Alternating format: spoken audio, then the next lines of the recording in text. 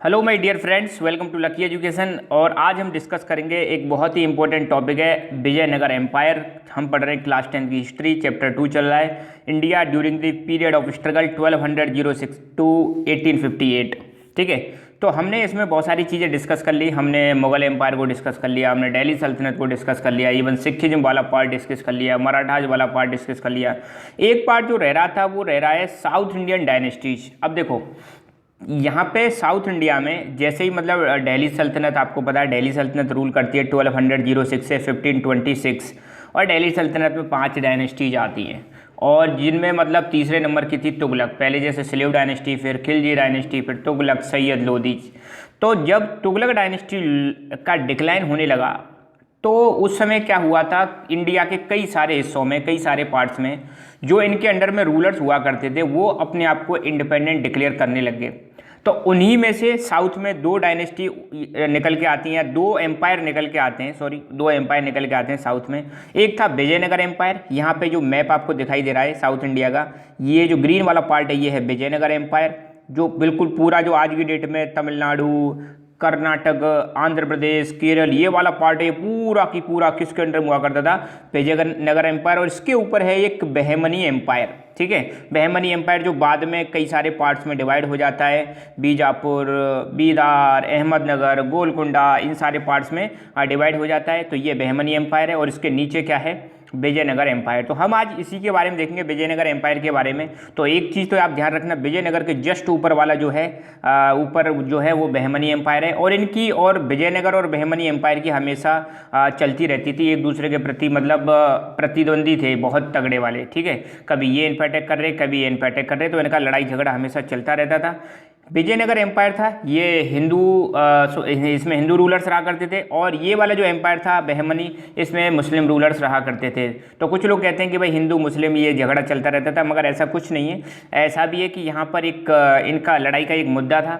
कई यहाँ पे एक रायचूर दोआब है, रायचूर दोआब में बहुत ही फर्टाइल लैंड थी, उसको कंट्रोल करने के लिए और कई सारी चीज़ें थी। अब कई सारे एंगल दे सकते हैं कि क्या कन्फ्लिक्ट का रीजन था। तो कुल मिला के आपको इतना ध्यान रखना है कि विजयनगर एम्पायर और बहमनी एम्पायर में लगातार स्ट्रगल चलता रहता था। जैसे हमने देखा था चैप्टर 1 में कि एक ट्रीपार्टाइट स्ट्रगल के बारे में, ट्रीपार्टाइट स्ट्रगल। तो आप कमेंट करके बताओ ट्रीपार्टाइट स्ट्रगल क्या है और किस किस के बीच में चला और क्यों चला। ओके, सो मूविंग फॉरवर्ड, पहले हम इंट्रोडक्शन लेंगे, थोड़ा सा मैं बेसिक्स बताऊंगा, फिर अब बुक में दे रखा है वो पढ़ लेंगे। बुक में ज़्यादा नहीं दे रखा, बहुत कम चीज़ें दे रखी हैं, ज़्यादा चीज़ें बता नहीं रखी, फिर भी जितना दे रखा है मैं बताऊँगा। फिलहाल इंट्रोडक्शन में थोड़ा सा बेसिक्स देख लेते हैं ताकि ये चीज़ हमें अच्छी तरह से क्लियर हो जाए। तो आपको सबको पता होगा दिल्ली सल्तनत ने रूल किया था 1206 में, 1206 से 1526 के बीच में। ठीक है, और दिल्ली सल्तनत का जो फाउंडेशन ले किया था वो कुतुबुद्दीन ऐबक ने ले किया था, जो कि मोहम्मद गौरी का स्लेव था। दिल्ली सल्तनत में टोटल 5 डायनेस्टी थी, slave dynasty, Khilji dynasty, Tughlaq dynasty, Syed dynasty और लोधी डायनेस्टी। हम पढ़ रहे हैं विजयनगर एम्पायर। तो विजयनगर एम्पायर जो था इसको बसाया गया था, इस्टेब्लिश किया गया था 1336 में। तो इस समय दिल्ली में जो डायनेस्टी रूल कर रही थी वो थी तुगलक डायनेस्टी। ठीक है, तो इतना ध्यान रखो, जैसे ही तुगलक डायनेस्टी वीक होती है तो तुगलक डायनेस्टी के वीक होते ही इंडिया के कई सारे क्षेत्रों में जो मतलब पावरफुल रूलर्स हुआ करते थे वो अपने आप को इंडिपेंडेंट डिक्लेयर कर देते हैं दिल्ली सल्तनत से। हालांकि पहले वो दिल्ली सल्तनत के अंडर में आया करते थे, मगर बाद में वो अपने आप को इंडिपेंडेंट डिक्लेयर कर देते हैं। ठीक है, ओके, तो इतना ध्यान रखना, जैसे ही मतलब दिल्ली सल्तनत का डिक्लाइन होने लगता है, स्पेशली तुगलक डायनेस्टी का डिक्लाइन होने लगता है, तो इंडिया के डिफरेंट पार्ट्स में इंडिपेंडेंट किंगडम्स इमर्ज होकर आते हैं। जिसमें साउथ की अगर हम बात करें, हमारा फोकस क्योंकि आज साउथ पर ही है, तो साउथ की अगर बात करें तो 2 एम्पायर निकल के आते हैं। एक है विजयनगर एम्पायर जो बिल्कुल साउथ में था, और इसके ऊपर था बहमनी एम्पायर। विजयनगर एम्पायर को बसाया गया था हरिहर एंड बुक्का, ये 2 भाई थे, ध्यान देना। संगमा, इनका फादर संगमा था, इसके मतलब संगमा के 5 पुत्र थे, उनमें से 2 थे हरिहर और बुक्का, बहुत ही ज़्यादा पावरफुल, बहुत ही ज़्यादा ज़बरदस्त ताकतवर। इन्होंने क्या किया था, विजयनगर एम्पायर को फाउंड किया था। फिर बहमनी एम्पायर को फाउंड किया था अलाउद्दीन हसन बहमन शाह, अलाउद्दीन हसन बहमन शाह, इसने बहमनी एम्पायर को इस्टेब्लिश किया। ठीक है, इन्हीं के बारे में हम देखेंगे। तो आज का हमारा जो टॉपिक है वो विजयनगर एम्पायर ही है। तो पहली चीज़ तो इतना ध्यान रखना कि विजयनगर एम्पायर को फाउंड किया गया था हरिहर एंड बुक्का।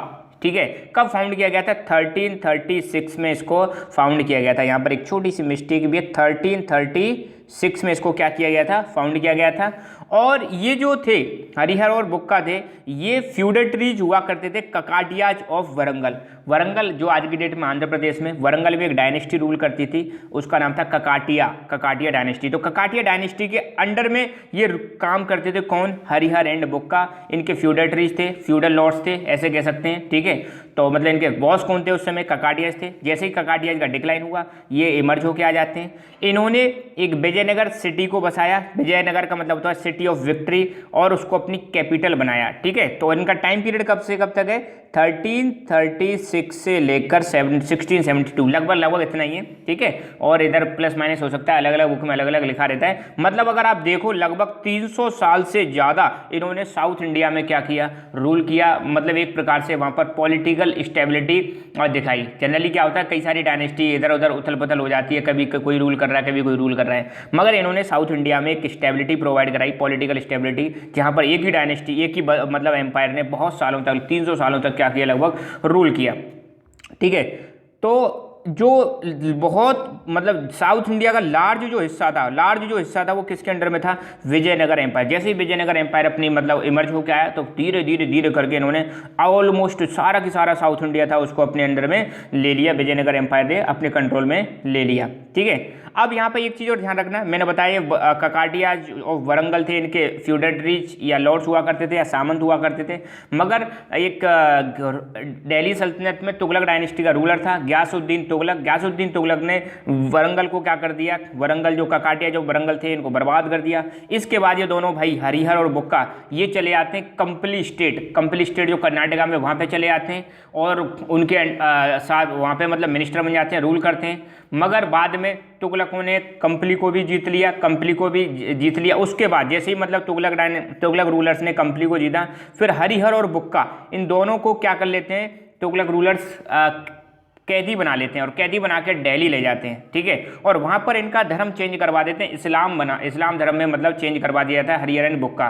फिर बाद में इनको हरिहर और बुक्का को साउथ इंडिया में कुछ विद्रोह हो गया था, रिवोल्ट हो गया था, तो दिल्ली सल्तनत की तरफ से इनको भेजा गया साउथ इंडिया में रिवोल्ट को मतलब सप्रेस करने के लिए।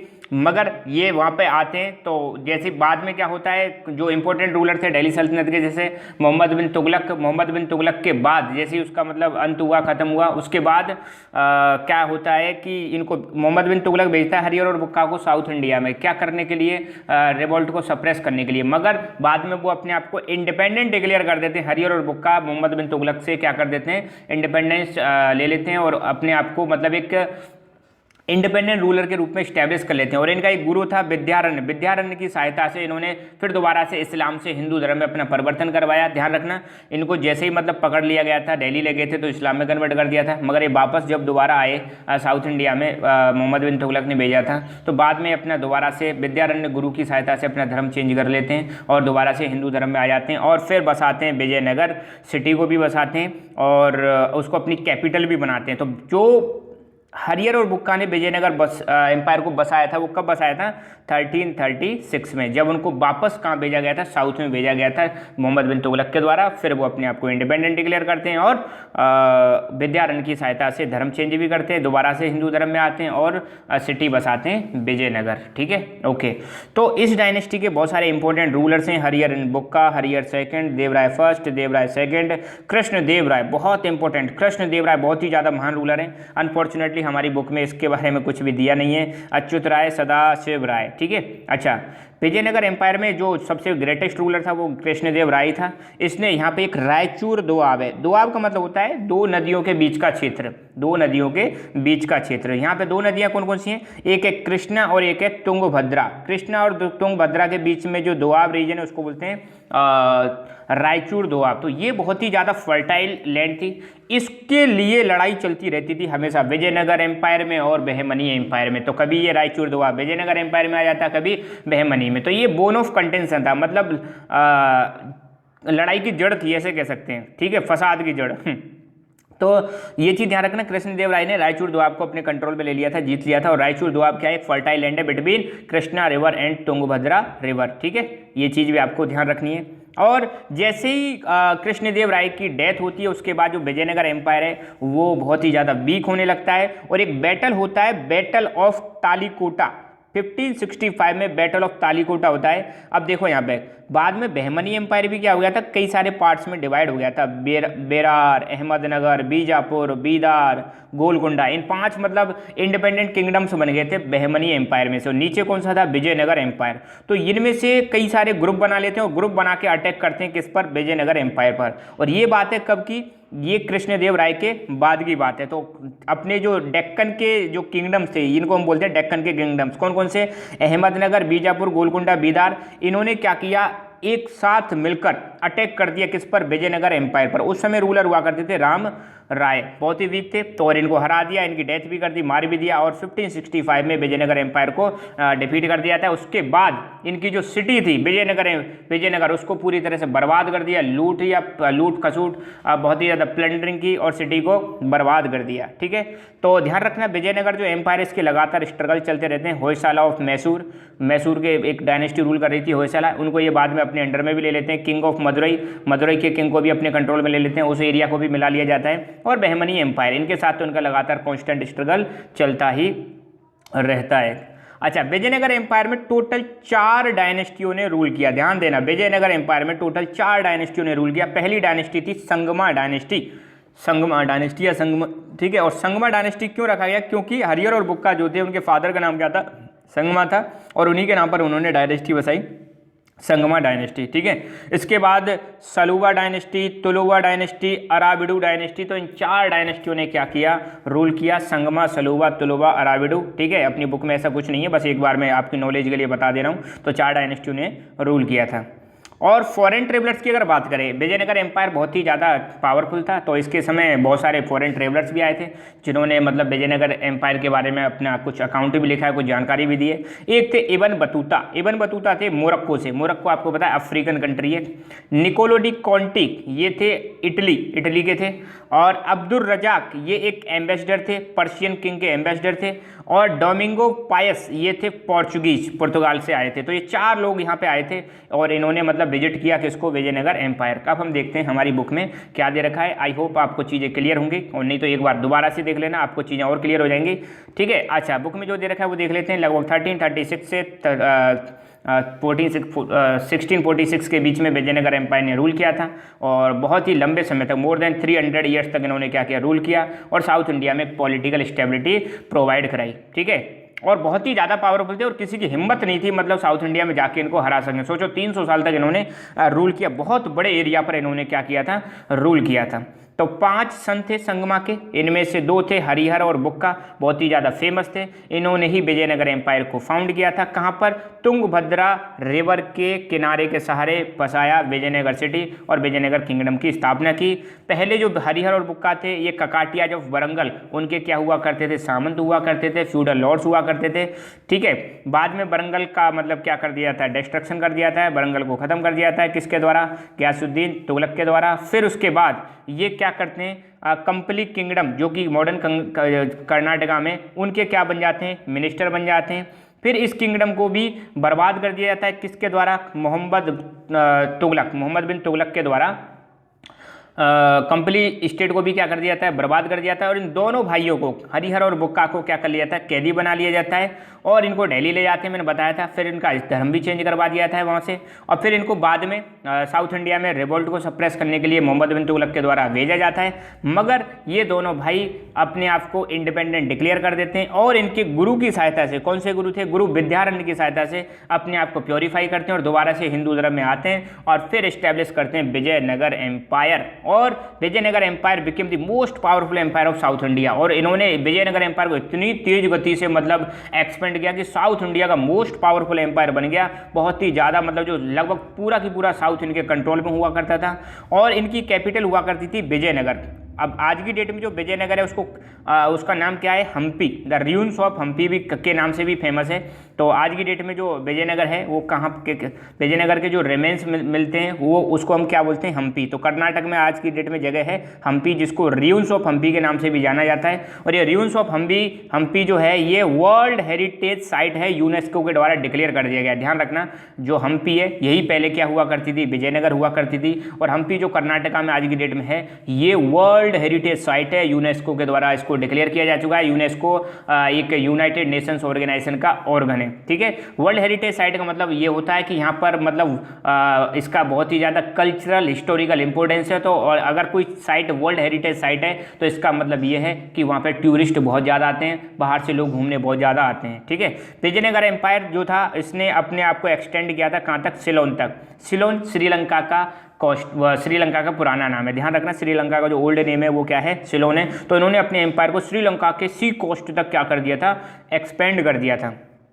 इटालियन ट्रेवलर मैंने अभी बताया था, निकोलो डी कॉन्टी, इन्होंने विजयनगर एम्पायर को विजिट किया था। एक पर्शियन एम्बेसडर आया था जिसका नाम था अब्दुल रज्जाक, इन्होंने भी विजयनगर एम्पायर को विजिट किया था और विजयनगर एम्पायर के बारे में कुछ लिखा अपने अकाउंट्स में। इनके लास्ट रूलर जो थे वो थे मल्लिकार्जुन और विरूपक्ष, ये क्या इनके लास्ट रूलर थे। थोड़ा थोड़ा इन रूलर्स के बारे में जान लेते हैं। हरिहर, तो हरिहर राजा बनते हैं कब, 1336 में राजा बनते हैं और हरिहर और बुक्का दोनों भाई इस्टेब्लिश करते हैं विजयनगर एम्पायर। इन्होंने मैसूर को कैप्चर किया, इन्होंने मैसूर एंड मदुरई इन दोनों को क्या किया, कैप्चर किया और अपने एम्पायर को बढ़ाया south of the river Tungabhadra से लेकर रामेश्वरम तक इन्होंने क्या किया था, अपने एम्पायर को एक्सटेंड किया था। साथ के साथ में जो होयसाला किंगडम था, होयसाला किंगडम की सारी टेरिटरीज को 1346 तक इन्होंने क्या कर लिया, कैप्चर कर लिया। बुक्का की बात करें तो बुक्का 1346 में रूलर बनते हैं, हरिहर के बाद बुक्का बनते हैं। इन्होंने 1377 तक रूल किया। इन्होंने भी अब विजयनगर एम्पायर को एक्सटेंड किया और पूरा की पूरा साउथ इंडिया, रामेश्वरम, तमिल, चेरा रीजन्स ये सारे किसके अंडर में आ गए, विजयनगर एम्पायर के अंडर में मिला दिए। फिर आते हैं हरिहर सेकंड सक्सेसर थे बुक्का के, मतलब बुक्का के बाद जो उत्तराधिकारी बनते हैं वो कौन बनते हैं, हरिहर सेकंड बनते हैं। इन्होंने भी लगातार मुस्लिम रूलर्स के खिलाफ अपनी लड़ाई जारी रखी और ये जो थे हरिहर सेकंड, ये विरूपक्ष भगवान के क्या हुआ करते थे, पुजारी उपासक हुआ करते थे या विरूपक्ष की पूजा करते थे। विरूपक्ष कौन है, ये भगवान शिव के रूप हैं, ध्यान देना, विरूपक्ष जो है भगवान शिव के रूप में। इन्होंने भी विजयनगर एम्पायर को एक्सटेंड किया साउथ इंडिया में और इनके अलावा मैसूर, वनार, तिरुचिरापल्ली, कांचीपुरम इन सारी चीज़ों को भी अपने अंडर में मिला लिया, विजयनगर एम्पायर के अंडर में मिला लिया। देवराय फर्स्ट के बारे में इतना दे रखा है कि इनको बहमनी सुल्तान के द्वारा हराया गया था। फिर देवराय सेकंड जो थे ये भी बुक्का के सन थे और ये ग्रेटेस्ट रूलर है किसके, संगमा डायनेस्टी में। 4 डायनेस्टी बताई थी विजयनगर एम्पायर की, तो संगमा डायनेस्टी के ग्रेटेस्ट रूलर है। इनको एक उपाधि मिली हुई थी गजवेटकर का मतलब होता है हंटर ऑफ एलिफेंट्स का शिकार करने वाला, उसको बोलते हैं गजवेटकर। तो बहुत ही महान है कौन, देवराय सेकंड। तो इन्होंने बहमनी एम्पायर से कन्फ्रंटेशन करने के लिए, अब देखो बहमनी एम्पायर क्या था, मुस्लिम एम्पायर था, मुस्लिम सुल्तान उसमें रूल करते थे। तो उससे लड़ने के लिए इन्होंने क्या किया, अपनी आर्मी में पहली बार मुस्लिम्स को रिक्रूट करना स्टार्ट किया, मुस्लिम्स की भर्ती करना स्टार्ट किया, ठीक है, ताकि मतलब मुस्लिम्स को बढ़ाया जा सके। और इसलिए मतलब इन्होंने क्या किया था, मुस्लिम रूलर्स को भी क्या किया था, भर्ती किया था पहली बार। तो यहाँ पर इतना ही दे रखा है, विजयनगर एम्पायर के बारे में ज़्यादा दे नहीं रखा, फिर भी मैंने मतलब बेसिक्स के साथ आपको समझाने की कोशिश की है। आई होप आपको ये लेक्चर पसंद आया होगा। सो आप हमारा Telegram channel lucky education join कर सकते हो, जहाँ पर आपको सारे नोट्स मिलेंगे जिनको आप डाउनलोड कर सकते हो। फ्यूचर की यूट्यूब की वीडियोज मिलती है, वीडियोज की नोटिफिकेशन मिलती रहेगी। नोट्स कैसे डाउनलोड करने हैं यहाँ पे वीडियो मैंने बना रखा है, आप चेक कर सकते हो। तो thank you so much, keep learning, keep enjoying and God bless you all.